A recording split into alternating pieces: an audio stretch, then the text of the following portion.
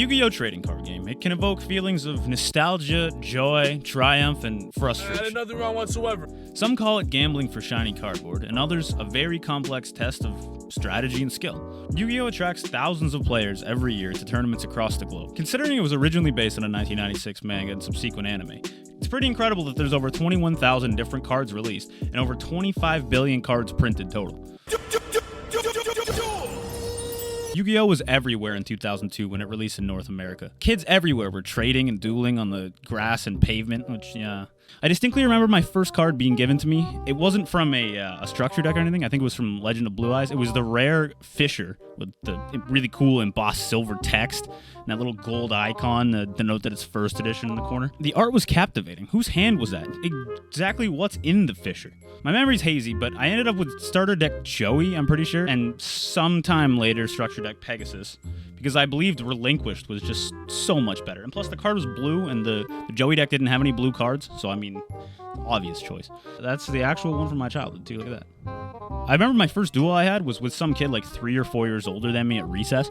I didn't really know anything about the rules other than what I remembered from the anime and like the really quick skim through the rule book I took like the night before. The kid wanted to play for keeps, like for my hollows, which was just kind of hilarious in hindsight. He sharked me the whole time and destroyed me in, yeah, about 10 minutes. My interest faded as other fads came and went. Kids, right? Years passed, the 5Ds era happened. I was at a local department store, and I remember seeing Junk Warriors art just peeking out at me from the inside the box. I couldn't resist. I opened it, and there's these sweet new white cards and all these rules I had to learn all over again. It didn't last long, though. I didn't really have many friends that played the game. Leaving high school brought renewed interest in childhood nostalgia, this time with disposable income, which is dangerous, and the goal of getting good at the game. I bought 3 Samurai Warlord structure decks. I did a ton of reading and grinding on Dueling Network. I learned about the ban list, staples, player priority, all the fun stuff.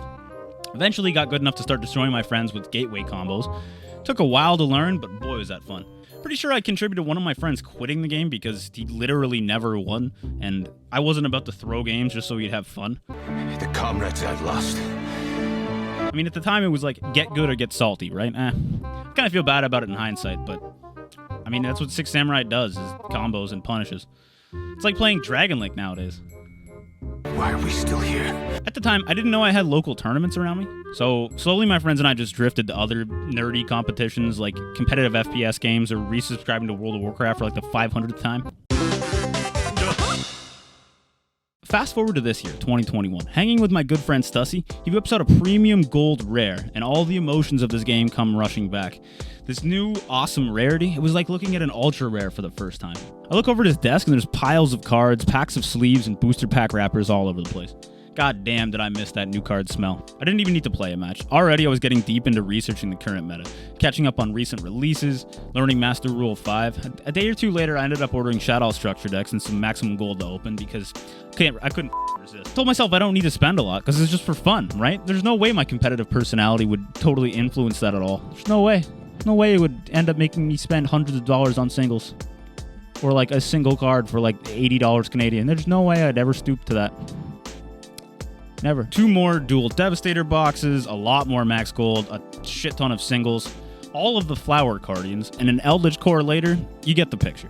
We're in a global plague right now, so there's nowhere to actually play the game around me in person. I've just spent hours and hours grinding on simulators. EDO Pro and now Dueling Book, which is absolutely full of salt. It's hilarious. Remote dueling's pretty sweet too. It's where you use a webcam and Discord to play the actual paper card game without leaving your house. Like, that's awesome. I hope it sticks around after the pandemic's over because there's just something about being able to play a traditional card game just at my computer desk. That's so cool.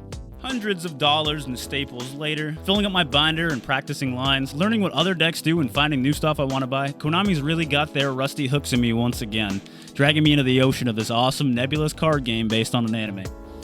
Oh yeah, hey brother, let me take a second here to ask you to subscribe, or else charity will cry and make my day harder, brother. So make sure you subscribe if you want to see more big brain, big muscle, and big boy plays. Hell yeah. So long, Bowser! My goals right now are pretty simple. I just want to get better at the game generally. The final goal of entering a tournament and getting some of those juicy OTS packs. Maybe make some more turbo nerd friends to duel with. Remote dueling makes this pretty simple. There's tourneys like every weekend, so and not having to leave the house is a huge plus on that. I will admit I always feel like I need more practice first. holding myself back for sure. I just got to jump into it. I want to get better at deck building, and slowly I have been now that I've had like 3 months to start memorizing card text. There's a ton of cards on my buy list still. Well, I want some of the more dank cards to see meta play, like Soldier of Chaos, Forbidden Droplets, Triple Tactical Talents, all of that fun. But it's a children's card game. Why would you spend hundreds of dollars, especially if you can't even play it in person? Because hobbies are good, damn it. Leave me alone. The game has some other formats too, like GOAT, which is the game's ban list and card pool as it was in like 2005, I'm pretty sure. Draw your last pathetic card. Now, it hasn't been easy the whole time. Getting back into the game felt super daunting. A lot of the info online can just be outdated. You'll look up deck lists and there'll just be like cards that are now at 1 and there's 3 of them to make the deck work, or stuff that's just outright banned because it's from an older ban list. Some information just could be outright wrong too, like people completely misunderstanding rulings and spouting this fact. It's felt like a monumental task just reading paragraphs of text on some of the commonly played cards. There's definitely a lot more words per card nowadays. It's not impossible. Once you play with them enough, you really start getting the hang of it, but it just takes practice, I think, and some people are just faster learners. Even just something as simple as building your first deck, understanding what the current format is, what all the slang means, because there's an ton of it in Yu-Gi-Oh! Can be totally tough at first. Deck building can feel absolutely impossible without an encyclopedic knowledge of every card that exists. A lot of things are played as counters to commonly played decks, which again takes knowledge of the metagame. Sometimes players disagree on what a good deck even contains. When the list was made matters too. Some of the integral cards for that deck can just be banned or limited, leaving you clueless as to what to put in instead. It doesn't help that a lot of advice online is just that cards are bad or unplayable without explaining why they're bad or unplayable, which is really confusing. If it's bad, is it because there's a card that does the same thing but better? And if so, which card? If something isn't banned, can we really call it unplayable because you can use it in a duel? Different people have different opinions on cards. One person's trash is another person's tech. I don't know. Rulings and interactions can be complex to new players, or even returning players like myself. With tons of words on a lot of the cards that commonly see play, very specific wordings having very specific rulings, which isn't always intuitive, such as what costs are and stuff like that. You gotta memorize problem-solving card text. This is something the Japanese version of the game, the OCG, and apparently Magic the Gathering just do better than Yu-Gi-Oh! With like cost and effect just being more clearly labeled on cards. I also see expensive cards being recommended to new players all the time without actually explaining why the card is worth paying that much for and why it's that expensive to begin with. That kind of stuff is a big turnoff to new players. People recommending like, oh, get like 3 Shadow structure decks and then buy Schism without explaining why that card's like $50 and why you need it for the deck. Konami makes some strange decisions with product releases too, specifically printing expensive cards in a higher rarity. Look at Blackluster Soldier, Soldier of Chaos. It's like $100, and now it's coming out as a ghost rare, which, yeah, I think it might push the price of the first printing down a little bit, but either way, they're both going to be expensive. The ghost rare is going to be very sought after. It's just frustrating when I see that card a lot in online deck lists. And why was evenly matched in the Spirit Charmer's structure deck in the OCG, but when they brought it to the TCG, they removed it. Like, they do stuff like only printing a card once, so budget-oriented players are just waiting for God to decide when it's actually going to come out in a rarity they can afford. Money, money, money. Looking at you, Forbidden Droplets. Short printing seems kind of evil too, but I suppose it's a corporation after all. They gotta make their money somehow. A lot of this is really frustrating, but I guess it's a Japanese card game based on an anime, so I should just be happy that the game is as good as it is, and there's such a thriving fan base out there. Speaking of the community, it's very much alive. There's so many forums and Discord servers full of knowledgeable and excited fans, making memes and theory crafting, helping each other build decks and talking about new product releases. It's awesome. There's deck profiles, remote duel streams, VTubers grinding dueling books, so much great YouTube content being made every week. Since there isn't an official card game simulator yet, the community's taken it upon themselves to create their own. And every one I've tried has a thriving player base. There's always someone to play against on EDO Pro, and there's always someone to get mad at on dueling books. The game has changed so much since 2002, naturally.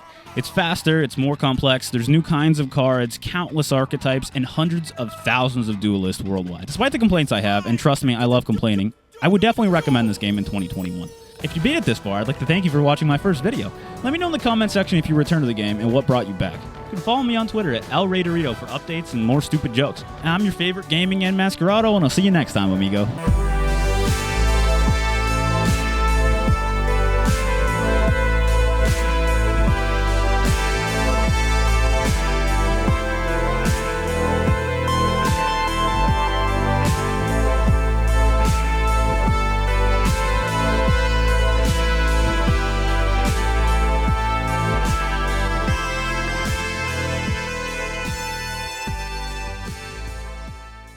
If I had Dogmatica cards, I'd show them off, but not that cool yet.